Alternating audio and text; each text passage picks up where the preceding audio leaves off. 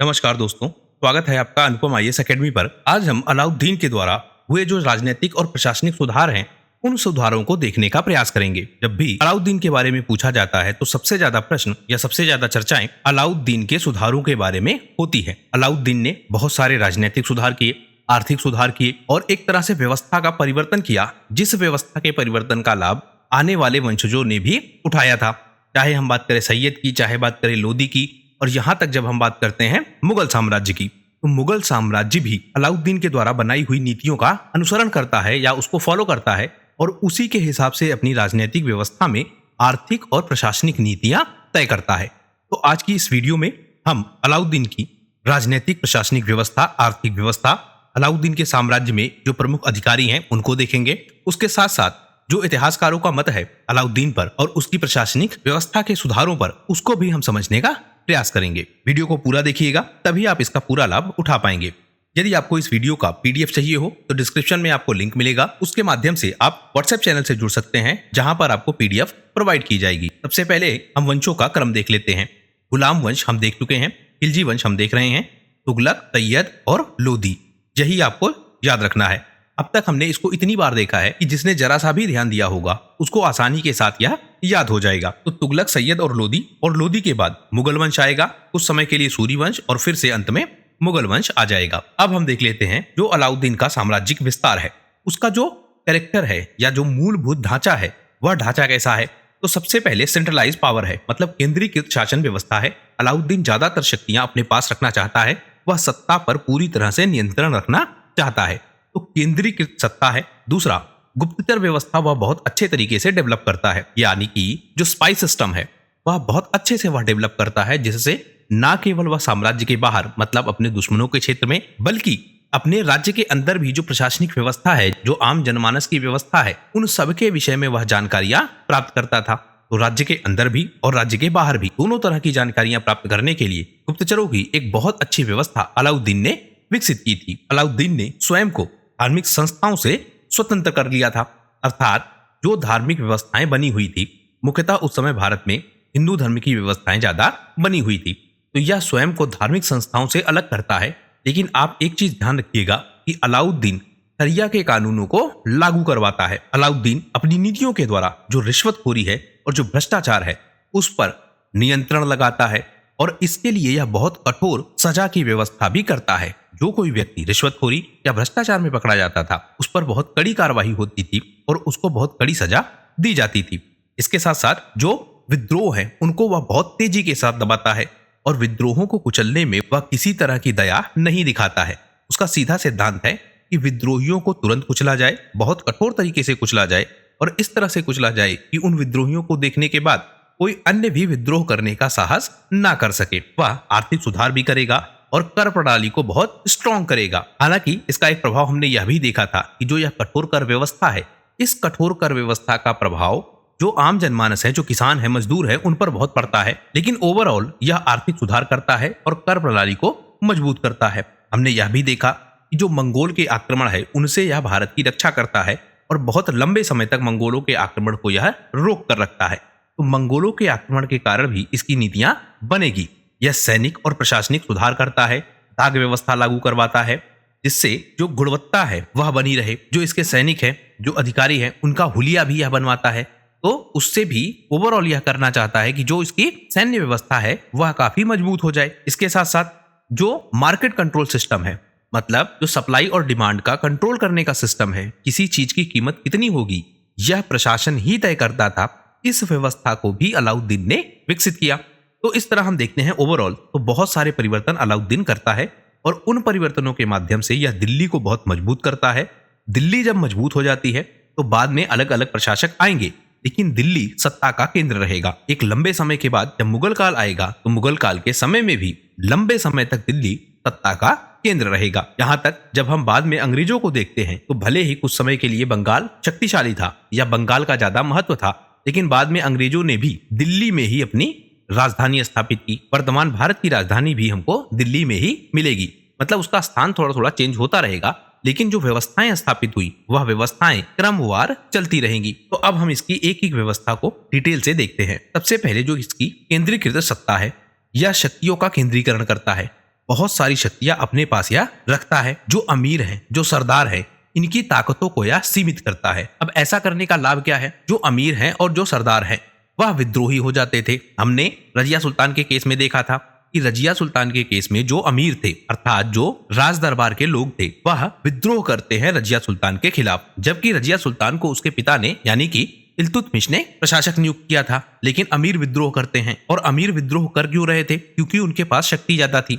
वहीं जो सरदार है, जो सेना रखते हैं अपने पास, वह भी विद्रोह कर देते हैं। तो इस तरह से जो एक्सपीरियंस मिला था अलाउद्दीन को, या उसने जो कुछ पीछे देखा था, उस बात को उसने ठीक से समझा है और उसने अमीरों की और जो सरदार है उनकी शक्तियों को कमजोर कर दिया। जितने भी फैसले हों उन फैसलों पर एकाधिकार हमको अलाउद्दीन का मिलता है। जो अधिकारी हैं, सूबेदार हैं, वह सीधे सीधे केंद्र को रिपोर्ट करते हैं। आंतरिक विद्रोह हो चाहे बाह्य विद्रोह हो, हर तरह के विद्रोह को वह कठोरता के साथ कुचलता है। तो एक केंद्रीकृत यानी जो दिल्ली है वही शक्ति का केंद्र है, और दिल्ली की शक्ति का केंद्र का प्रतीक कौन है? अलाउद्दीन। तो कुल मिलाकर अलाउद्दीन सारी शक्तियां अपने पास अपने कंट्रोल में रखना चाहता है। तो एक तरह की यह व्यवस्था डेवलप हो गई। दूसरे, जब हम बात करते हैं गुप्तचर व्यवस्था की, तो वह राज्य के हर हिस्से में थी। जो अमीर है राज्य के, जो सरदार हैं, उन पर भी यह नजर रखते हैं, मतलब आंतरिक प्रशासनिक व्यवस्था पर भी नजर रखते हैं। उसके साथ साथ जो विद्रोह होते हैं, साजिशें होती हैं, उन सब पर नियंत्रण किया जा सके उसके लिए भी यह गुप्तचरों का प्रयोग करता है। समय पर और सटीक जानकारी इससे गुप्तचरों के माध्यम से मिल जाती है, और यह पहले से ही तैयार होता है किसी भी बड़ी घटना के लिए। उसके बाद जो धार्मिक संस्थाएं हैं उनसे यह स्वतंत्र होता है। जैसे जो उलेमा है, सूफी संत हैं, वह ज्यादा प्रभावित नहीं कर पाते हैं अलाउद्दीन के प्रशासन को। निजामुद्दीन औलिया का हमने विवरण पीछे देखा था कि किस तरह से प्रशासनिक व्यवस्था परिवर्तित करने में वह प्रमुख भूमिका निभाते हैं। तो यह उलेमाओं से, सूफी संतों से या जितने भी धार्मिक नेता है उनसे अलग रहता है। वह नहीं चाहता है कि राज्य में इन धार्मिक नेताओं का हस्तक्षेप हो, मतलब राजनीतिक व्यवस्था में धार्मिक नेताओं का हस्तक्षेप ना हो, इस बात की यह पूरी तैयारी करके रखता है। यह कहता है कि जो राज्य है और जो राजनीति है इसका धर्म से कोई संबंध नहीं होना चाहिए। इसके अलावा जो धार्मिक संगठन है, जो मदरसे हैं, उन सबको भी जो बड़ी जागीरें दी गई थी उनकी संख्या यह कम कर देता है। तो यहाँ पर भी जो धार्मिक हस्तक्षेप है राजनीति में, उसको यह घटाने का प्रयास करता है। यह रिश्वतखोरी पर और भ्रष्टाचार पर कड़ा नियंत्रण लगाता है, और इसमें यह प्रावधान करता है कोई अगर भ्रष्टाचार करता हुआ या रिश्वतखोरी करता हुआ, नाप तौल में चोरी करता हुआ इस तरह से पकड़ा जाता है तो वह उस पर कठोर कार्यवाही करता है। अलाउद्दीन के विषय में कहा जाता है कि इसने नियम बनाए थे। नियम क्या थे? यदि कोई व्यक्ति तौल में कमी करता है, मतलब 100 ग्राम चोरी कर लेता है, उसको 1 किलो देना था और 1 किलो की जगह वह 900 ग्राम ही तौलता है, मतलब तौल में 100 ग्राम की क्या करता है? चोरी कर लेता है। तो जो यह 100 ग्राम की चोरी है, इस चोरी को उस व्यक्ति के मांस से बदल दिया जाता था, मतलब उसका मांस निकाल लिया जाता था 100 ग्राम जिसने कम तौल की है। तो इस तरह से यह नियंत्रण रखता था। तो कुल मिलाकर जो इसने रिश्वतखोरी पर, बाजार व्यवस्था पर अपनी व्यवस्थाएं लागू की या उनमें जो सुधार हुए, उससे बहुत सारा आर्थिक लाभ हुआ दिल्ली सल्तनत को। इसने विद्रोहों पर नियंत्रण किया, चाहे वह अफगान के विद्रोह हो, अमीरों के विद्रोह हो, सरदारों के विद्रोह हो, उन सारे विद्रोहों को यह कंट्रोल करता है। और उसके साथ साथ जो सेना की व्यवस्था में इसने परिवर्तन किया था कि सेना को जागीरें नहीं दी जाएंगी बल्कि सेना को नगद वेतन दिया जाएगा। उसके साथ साथ जो दाग व्यवस्था लागू की, जो हुलिया व्यवस्था लागू की कि जो घोड़े हैं या जो पशु इस्तेमाल हो रहे हैं युद्ध के मैदान में, वह उच्च गुणवत्ता के हो, उसके लिए वह दाग व्यवस्था, मतलब दाग देता था पशुओं को। उसी के साथ साथ जो सैनिक हैं उनका यह हुलिया भी तैयार करवाता था। तो इससे जो सैन्य व्यवस्था है वह बहुत मजबूत हुई। आप जब मुगल काल पढ़ेंगे तो यह व्यवस्था आपको वहां दिखेगी जब इसमें कमी होगी, मतलब जो दाग व्यवस्था है, जो हुलिया व्यवस्था है, इसमें जब कमी होगी तो ना तो सही संख्या में सैनिक रखे जाएंगे, ना सही संख्या में घोड़े रखे जाएंगे, मतलब सैन्य व्यवस्था कमजोर हो जाएगी और वह व्यवस्था हमको मनसबदारी व्यवस्था में दिखेगी। और वह बड़ा कारण बनेगा कि औरंगजेब के बाद मुगल साम्राज्य कमजोर हो जाएगा। तो इसने इस बात पर बहुत कठोरता से निर्णय लिया था कि जो भी सेना में लोग हैं उनकी सही पहचान प्रशासन के पास होनी चाहिए। कोई भी यदि संदिग्ध गतिविधि होती थी या कोई भी ऐसी सिचुएशन उत्पन्न हो जाती थी जिससे अलाउद्दीन को लगता था कि अब विद्रोह हो जाएगा, तो वह सख्त नियमों के साथ और सैनिकों के माध्यम से उस विद्रोह को दबाने का प्रयास करता था। तुरंत कार्यवाही की जाती थी यदि कोई संदिग्ध गतिविधि होती थी। तो इस तरह से यह विद्रोहों पर बहुत सख्ती के साथ नियंत्रण रखता है, आर्थिक सुधार करता है और कर प्रणालियों को यह परिवर्तित करता है। इससे क्या करता है, जो कृषि व्यवस्था है उससे बहुत सारा यह टैक्स कलेक्ट करता है। जो जमींदार हैं उनसे भी यह कर कलेक्ट करता है। हमने यह भी देखा था कि जो प्रशासनिक व्यवस्था से जुड़े लोग थे उनके पास पहले बहुत सारी जागीरें थी, मतलब उनके पास पहले बहुत सारी भूमि थी। इसने उनसे भूमि वापस ली और उन भूमि को इसने टैक्स एलोकेशन में डिस्ट्रीब्यूट किया, मतलब ऐसे लोगों को भूमि दी जो टैक्स का कलेक्शन कर कर उसको दे सके। तो इस तरह से इसने आर्थिक सुधार किए और आर्थिक सुधारों के माध्यम से इसको बहुत सारी आय प्राप्त हुई। इसके अलावा इसने जो अनाज है उसकी कीमतें इसने तय की, मतलब समाज में या बाजार में कौन सी चीज किस कीमत पर बिकेगी यह अलाउद्दीन ने या प्रशासन ने तय किया। इससे जो मुनाफाखोरी है या किसी सामान को स्टोर करके उसका जबरदस्ती दाम बढ़ाने की प्रथा थी, उस प्रथा को इसने कमजोर किया। इसने गोदामों की व्यवस्था बनवाई जिसमें संकट काल के लिए अनाज सुरक्षित रखा जाता था। तो उससे भी जो कीमतें हैं वह नियंत्रित हो जाती थी, मतलब जब उत्पादन कम होता था, कोई ऐसी सिचुएशन उत्पन्न हो जाती थी कि सप्लाई कमजोर पड़ गई है, तो यह सप्लाई साइड को मजबूत करता था। मंगोलों के आक्रमण बार बार हो रहे थे और उनके लिए यह कठोर नीतियां बनाता है, सैन्य सुधार करता है, किले बनवाता है, दिल्ली को चारों तरफ से यह मजबूत करता है जिससे एक लंबे समय तक दिल्ली सुरक्षित रह पाती है। सैनिक सुधार करता है, प्रशासनिक सुधार करता है, सैनिकों को नगद वेतन देता है और यह वेतन उनको नियमित रूप से दिया जाता है। डाक व्यवस्था लागू करवाता है, हुलिया बनवाता है। यह सारी व्यवस्थाएं लागू होने के साथ साथ उसकी सैन्य व्यवस्था मजबूत हो जाती है। एक पद है दीवाने आरिज। दीवाने आरिज वह पद है जो सैनिकों का हुलिया रखता था। तो यह आपसे पूछा जा सकता है। इसने सेना का विभाजन भी 1000, 100 और 10,000 पर किया था, मतलब सेना को भी इसने एक सेट पैमाने पर बांटा था। और जो यह इसने डिस्ट्रीब्यूशन किया था यह खानों, मालिकों, अमीरों और सिपाह सालारों के अंतर्गत बांटा गया था। तो सैनिकों को इसने ग्रुप पे बांटा था, कितने की सैन्य शक्ति है या कितने की सैन्य संख्या है उसके आधार पर इसने सेना को बांट रखा था। तो एक 100 की टुकड़ी है, एक 1000 की टुकड़ी है, एक 10,000 की टुकड़ी है। तो किस टुकड़ी का इस्तेमाल करना है उसके बेसिस पर यह निर्णय लेता था, जिससे जो सेना है उसका भी मैक्सिमम यूटिलाइजेशन किया जा सके, मतलब मैक्सिमम उसका उपयोग किया जा सके। तो यह इस तरह से सैन्य और प्रशासनिक व्यवस्था में सुधार करता है। यह निषेधाज्ञा नीतियां बनाता है, अर्थात बाजार में जो कीमतें हैं वह अलाउद्दीन के द्वारा नियंत्रित होती थी और उसके लिए वह बहुत कड़े नियम बनाता है। बाजार में अनाज, कपड़ा या जो भी चीजें बिकती थी वह राज्य द्वारा नियंत्रित या राज्य द्वारा निर्धारित कीमत पर ही बिकती थी। इससे एक तो आर्थिक स्थिति इसकी बहुत मजबूत हुई, मतलब दिल्ली सल्तनत की जो आर्थिक स्थिति है वह काफी मजबूत हुई। लेकिन सबसे ज्यादा प्रभाव यह पड़ा कि जो जनता है, आम जनमानस है, उसमें सुल्तान के प्रति लोकप्रियता काफी बढ़ गई। तो कड़े नियम थे और कड़े नियमों के बावजूद भी वह जब नियम आम जनमानस को लाभ पहुंचाते हैं तो उससे जो आम जनमानस है उसका विश्वास बढ़ता है दिल्ली सल्तनत के प्रति। अब हम देखें जो अलाउद्दीन के प्रशासनिक सुधार हैं, यह सबसे ज्यादा पूछे जाते हैं। इन प्रशासनिक सुधारों को हम देख लेते हैं। यह भूमि सुधार करता है बहुत सारे, उसके साथ साथ यह कर व्यवस्था में भी सुधार करता है, यह न्यायिक सुधार भी करता है, सैन्य सुधार भी करता है, बाजार नियंत्रण नीतियां बनाता है, गुप्तचर प्रणाली विकसित करता है, अमीरों और सरदारों पर नियंत्रण स्थापित करता है, वेतन और नकदी सुधार भी करता है। तो इस तरह से अलाउद्दीन कुल मिलाकर यह प्रशासनिक सुधार करता है। अब हम देख लें उन प्रमुख अधिकारियों को या प्रशासनिक अधिकारियों को जिनके बारे में सबसे ज्यादा पूछा जाता है। आपने एग्जाम में एक ट्रेंड नोट किया होगा कि प्रशासनिक अधिकारियों का नाम दिया जाएगा, आपसे पूछा जाएगा यह कौन सा काम करता था या इसके अंतर्गत कौन सा विभाग था। तो हम सारे प्रशासनिक अधिकारियों को देखेंगे जो अलाउद्दीन के शासनकाल में हमको मिलते हैं।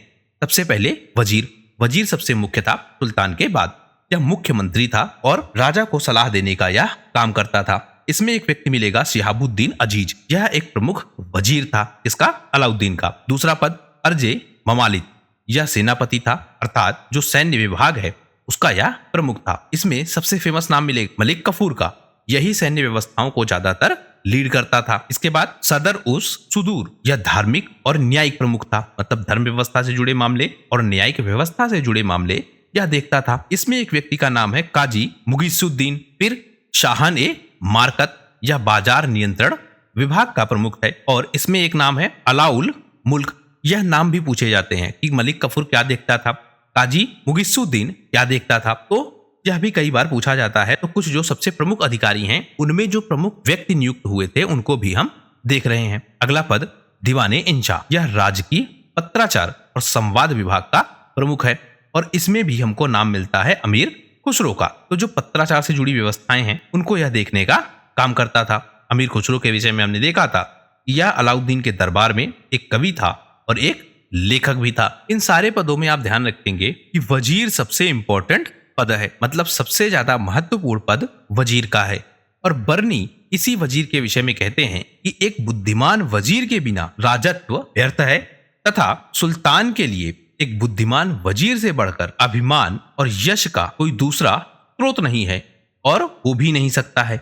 मतलब वजीर बहुत इंपॉर्टेंट है, इस बात की चर्चा बर्नी भी करते हैं। इसी के साथ साथ जो अलाउद्दीन है इनका एक काजी है मुगुस्सुद्दीन। यह कहते हैं कि यद्यपि मुझे कोई ज्ञान नहीं है और ना मैंने कोई पुस्तक पढ़ी है, फिर भी मैं जन्म से मुसलमान हूँ। इसका मतलब यह कि अलाउद्दीन का जो काजी है, मतलब जो धार्मिक व्यवस्थाओं को देख रहा है और जो नियम कानून बना रहा है, उसका जो आधार है वह आधार क्या है कि वह एक मुस्लिम है, मतलब पढ़ा लिखा नहीं है बल्कि मुस्लिम धर्म को जानने वाला है।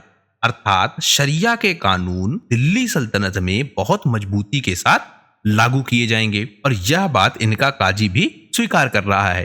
तो इस तरह की जो लाइनें हैं, यह लाइनें आप कहाँ इस्तेमाल करेंगे?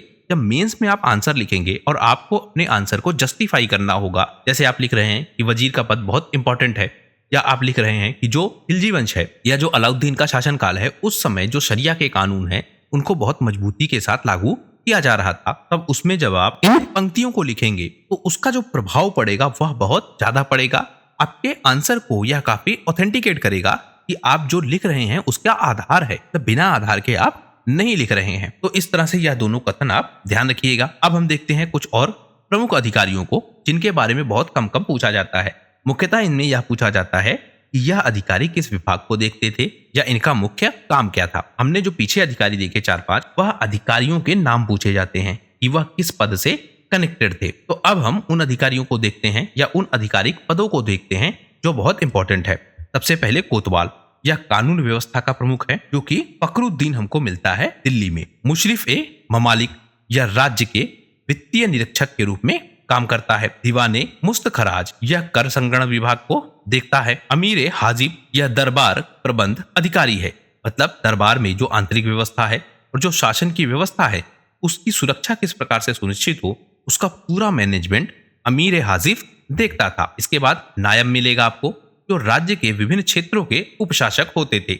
एक रिप्रेजेंटेटिव होता था सुल्तान का जो राज्य के छोटे हिस्से को देखता था, तो शाही प्रतिनिधि के रूप में यह काम करता था। इसके बाद दीवाने रिसालत, यह विदेशी मामलों का विभाग देखता था। दीवाने अमीर को ही यह पूछा गया है, यह कृषि और सिंचाई विभाग का प्रमुख था। मीरे महरी, यह नौसेना का प्रमुख है। जब हम अलाउद्दीन की शासन व्यवस्था देखते हैं तो उसमें नौसेना हमको बहुत ज्यादा नहीं दिखती है। नौसेना इनकी मुख्यतः अगर हमको देखना हो तो हम देखेंगे अरब सागर पर, और जो पश्चिमी तट है वहां पर कुछ सैन्य व्यवस्थाएं विकसित हुई थी, मतलब नौसेना की व्यवस्थाएं विकसित हुई थी। तो जो यह आपका मीरे बहरी है, यह नौसेना का प्रमुख है, वह जहां विकसित है। मीरे आखुर मिलेगा, यह घुड़साल और घुड़सवार सेना का प्रमुख है, और जो दाग प्रणाली है वह इसी के कंट्रोल में है। मतलब आग प्रणाली को मैनेजमेंट कौन करता था? मीरे आखुर। अगला पद मीरे मलिक, जो कि राज्य का खजांची है और जो वित्तीय नीति है उसका यह क्रियान्वयन करता है, मतलब उसको यह लागू करवाता है। मीरे शिकार, यह शिकार प्रमुख है। शिकार में आप ध्यान रखेंगे कि शिकार ना केवल शौक के लिए किए जाते थे बल्कि सैनिकों को ट्रेंड किया जाता था शिकारों के माध्यम से, मतलब सैनिक चुस्त दुरुस्त रहे और वह एक्टिव रूप से युद्ध के लिए तैयार रहे, उसके लिए भी शिकार किया जाता था। तो मीर शिकार कौन है? शिकार प्रमुख। फिर सिपह सालार, जो कि मुख्य सेनापति है। मुहतसिब, जो कि अखलानी और नैतिक निगरानी अधिकारी है, मतलब जो शरिया के कानून बने हैं वह शरिया के कानून सही से आम जनता द्वारा पालित किए जा रहे हैं या नहीं किए जा रहे हैं, मतलब आम जनता उनको ठीक से फॉलो कर रही है या नहीं कर रही है, उस चीज को यह देखता था। फिर दरोगा ए दियारे खास, यह राजमहल का प्रमुख अधिकारी है और राजमहल में जो शाही परिवार की सुरक्षा है, महल की व्यवस्था है, सेवा कर्मचारियों का प्रबंधन है, वह सारे कार्य यह देखता था। फिर फौजदार, जो कि क्षेत्रीय सैन्य अधिकारी है और स्थानीय स्तर पर जो शांति व्यवस्था है, सुरक्षा व्यवस्था है, उसको यह देखता था। दरोगा ए बंदगान, यह गुलामों का प्रमुख है और हमने देखा था कि जो गुलाम खरीदे बेचे जा रहे थे, इन गुलामों का प्रयोग बड़ी संख्या में न केवल घर के कामों में बल्कि सैन्य व्यवस्थाओं में भी किया जाता था। अब अलाउद्दीन के विषय में भी देखेंगे तो अलाउद्दीन को एक गुलाम के तौर पर ही खरीदा गया था। बाद में इसने प्रशासनिक व्यवस्था में अपनी भूमिका बनाई। तो इस तरह से दरोगा ए बंदगाह गुलामों का प्रमुख है। मीर खाना या शाही खान पान का प्रमुख है। दरोगा ए दियारे खास आमिल, यह राजस्व कलेक्टर है, मतलब जो कर संग्रह की व्यवस्था है उसको यह देखता है। शाहना ए फोर्ट, जो कि किला का संरक्षक है, किले की सुरक्षा को यह देखता है। काजी उल कुजात, जो कि मुख्य काजी है या न्यायाधीश है और शरिया के कानूनों के आधार पर यह न्यायिक व्यवस्था को देखता है। वकाया निगार, यह राजकीय इतिहासकार है, जो भी घटनाक्रम है, युद्ध के विवरण है, शाही आदेश है, उन सब के रिकॉर्ड यह रखता है। इसके बाद मुंशी, जो कि लेखक और सचिव के रूप में है, जो कि फरमानों को, दस्तावेजों को, राजकीय पत्राचार को लिखता है। दरोगा ए दीवाने इंशा, यह शाही पत्रकार का प्रमुख अधिकारी है। दीवाने इंशा आपसे पूछा जाएगा, तो यह शाही पत्राचार का प्रमुख अधिकारी है। फरमानों को तैयार करने का काम इसी के पास हमें दिखता है। नायब ए खास, जो कि विशेष उपशासक है, छोटे क्षेत्रों का यह प्रशासक है और एक तरह से रिप्रेजेंटेटिव है सुल्तान का। और कई बार हम देखते हैं कि जब संकट की स्थिति होती है या जो युद्ध की स्थिति है, उस स्थिति में यह राज्य की सुरक्षा और प्रशासन को देखता था। फिर साहिब ए जमादार, जो कि सार्वजनिक निर्माण विभाग का प्रमुख है, जिसके माध्यम से सड़कों को, किलों को, नहरों को, जो अन्य इंफ्रास्ट्रक्चर डेवलपमेंट के काम है, उनको यह देखता था। फिर मुशरिफ ए आम, जो कि मुख्य राजस्व अधिकारी है, टैक्स कलेक्शन करना इसकी जिम्मेदारी है। मुकर्रिब देखते हैं, यह शाही सलाहकार है और राजा के निजी सलाहकार के रूप में यह काम करता है। मुहतसिब ए नाइब, जो कि उपनैतिक अधिकारी है, यह मुहतसिब के अधीन रहकर काम करता है और नैतिक आदेशों को और धार्मिक व्यवस्थाओं को ठीक से लागू हों उसके लिए यह कार्य करता है। अमीर ए बरीद, जो कि डाक विभाग का प्रमुख है। बरीद आपसे पूछा जाएगा, तो यह डाक सेवा का प्रमुख है। इनके साथ साथ हमको मुन्हियन या फिर मुन्नी मिलेंगे। तो यह लोग क्या करते थे, जो बरीद है उसकी सहायता करते थे, मतलब स्थानीय स्तर पर सूचनाएं मुन्नी या मुन्हियन पहुंचाते थे, उसके बाद उसको आगे ट्रांसफर बरीद करता था। तो एक स्ट्रक्चर था सूचना को एक स्थान से दूसरे स्थान तक पहुंचाने के लिए। फिर मीरे अदल, यह न्यायिक अधिकारी है और न्याय व्यवस्था को देखता है। दरोगा ए दरबार, यह दरबार की व्यवस्था को देखता है। जमादार ए शाही, यह शाही रक्षा अधिकारी है और शाही परिवार की सुरक्षा को देखता है। कला अदार, यह किले का अधिकारी है और युद्ध के समय जो किले की सुरक्षा है और जो व्यवस्थाएं हैं किले की, उसको यह देखता था। फिर मिलेगा आपको वली। वली बहुत इंपॉर्टेंट है, यह प्रांतों का गवर्नर है। कर संग्रह का काम, कानून व्यवस्था बनाए रखना, स्थानीय विद्रोहों को दबाना, यह सारा कार्य हमको वली के अंतर्गत ही दिखता है। फिर मुत्सद्दी मिलेगा आपको। मुत्सद्दी भी बहुत इंपॉर्टेंट है, यह विभिन्न विभागों के लेखा अधिकारी है, अर्थात जितने भी वित्तीय लेन देन हो रहे हैं और जो उनका हिसाब किताब है वह मुत्सद्दी ही रखता है। तो इस तरह से हमने प्रमुख अधिकारियों को देख लिया। अब हम देखते हैं कि जो अलाउद्दीन के राजनीतिक सुधार हैं उस पर इतिहासकार क्या कहते हैं। सबसे पहले डॉक्टर ईश्वरी प्रसाद। ईश्वरी प्रसाद कहते हैं कि इसने सत्ता को मजबूत किया, केंद्रीकृत शासन व्यवस्था स्थापित की, मजबूत सैन्य व्यवस्था स्थापित की, आर्थिक नीतियां इसने बहुत अच्छी बनाई और उनका इसने पालन भी किया। तो इतिहासकार भी अलाउद्दीन के सुधारों को जस्टिफाई करते हैं। हालांकि यह सुधार बहुत कठोर हुए और समाज के बहुत सारे लोगों का शोषण हुआ, लेकिन उस शोषण के बावजूद भी जो पूरी प्रशासनिक व्यवस्था है उस प्रशासनिक व्यवस्था में बड़े परिवर्तन हुए। तो इतिहासकार भी इसकी बातों से सहमत है। बर्नी या जो जियाउद्दीन बर्नी है वह भी इस बात को दिखाता है। उसकी किताब है तारीखे फिरोजशाही। तारीखे फिरोजशाही में बर्नी कहता है कि उसने जो परिवर्तन किए उस परिवर्तन से जो मजबूत केंद्रीय शासन व्यवस्था है वह स्थापित हुई। जो सामंत हैं, सरदार हैं, उनकी शक्ति को जो कम किया, उससे विद्रोह जो हो रहे थे पहले बहुत ज्यादा, वह विद्रोह कम हुए और शासन की जो पकड़ है वह शासन की पकड़ मजबूत हुई। अर्थात केंद्रीकृत शासन व्यवस्था में जो सुल्तान की पकड़ है वह सुल्तान की पकड़ पूरे क्षेत्र में उसकी बहुत मजबूत हुई। विद्रोहों को शक्ति के साथ कुचला गया और इससे जो प्रशासनिक नियंत्रण है वह भी बहुत मजबूती के साथ स्थापित हुआ। Doctor A.L. श्रीवास्तव कहते हैं कि मध्यकाल भारत अगर हम देखते हैं तो उस मध्यकालीन भारत में जो राजनीतिक व्यवस्थाओं में परिवर्तन हुआ उसमें अलाउद्दीन द्वारा किए गए परिवर्तन बहुत स्पेशल हैं। इसने राजनीतिक स्थिरता प्रदान की, सेनापतियों को, सूबेदारों को, कोतवालों को इसने कंट्रोल करके रखा जिससे विद्रोह नहीं हुए। सारी सत्ता को इसने केंद्र में रखा, मतलब सत्ता को इसने केंद्रीकृत करके रखा, ज्यादातर शक्ति अपने कंट्रोल में रखी। इससे जो व्यवस्था विकसित हुई वह काफी कंट्रोल वे में विकसित हुई। सैयद अली नादवी कहते हैं कि इसने असंतोष को और विद्रोहों को उभरने से पहले ही समाप्त कर दिया। इसमें आप ध्यान रखेंगे कि जो यह पहले कार्यवाही करेगा इसमें जो गुप्तचर हैं वह प्रमुख भूमिका अदा करेंगे। मतलब कोई विद्रोह होने वाला है उससे पहले ही गुप्तचर सूचना दे देते थे और सूचना के आधार पर ही अलाउद्दीन उन विद्रोहों को दबाने के लिए कठोर कार्रवाइयां करता था, तो विद्रोहों को इसने बड़ी कठोरता के साथ कुचला। इससे लेकिन फायदा क्या हुआ, जो राजनीतिक तंत्र है वह बहुत मजबूती के साथ स्थापित हुआ, शांति व्यवस्था बनी रही और शाही शक्ति बरकरार रही। इसी शक्ति के भरोसे इसने मंगोलों के आक्रमण को भी रोक दिया भारत में। मतलब मंगोलों के जो आक्रमण हो रहे थे, जो इसने यह सुधार किए थे, इतनी सारी व्यवस्थाएं बनाई थी, इन व्यवस्थाओं के कारण ही इसकी सैन्य व्यवस्था काफी मजबूत थी। और जब मंगोलों के आक्रमण हुए तो उन आक्रमणों को इसने जवाब दिया या उन आक्रमणों को इसने रोक दिया। तो इसके परिवर्तनों ने न केवल भारत के अंदर एक मजबूत शासन व्यवस्था स्थापित की या एक मजबूत प्रशासनिक व्यवस्था स्थापित की, उसके साथ साथ इसने जो बाहरी आक्रमण है उनको भी रोक के रखा। के.एस. लाल कहते हैं कि जो केंद्रीकृत शासन व्यवस्था इसने अपनाई, उसके कारण एक शक्तिशाली राज्य की स्थापना हुई। इनकी फेमस बुक है हिस्ट्री ऑफ खिलजी। उस बुक में यह विवरण देते हैं। उसने बहुत सारे बाजार सुधार किए, राजस्व सुधार किए। हालांकि जो उसने नीतियां अपनाई वह नीतियां काफी कठोर थी, जिसके कारण उसको कुछ आलोचनाएं भी झेलनी पड़ी। लेकिन अंततः जो रिजल्ट आया, जो ओवरऑल आउटकम आया, वह आउटकम पॉजिटिव था और दिल्ली सल्तनत एक मजबूत व्यवस्था के रूप में स्थापित हो सका। इरफान हबीब कहते हैं कि इसके राजनीतिक सुधारों से जो सामंती व्यवस्था है वह कमजोर हुई और जो प्रशासनिक व्यवस्था है सुल्तान के अंतर्गत वह व्यवस्था ज्यादा मजबूत हुई।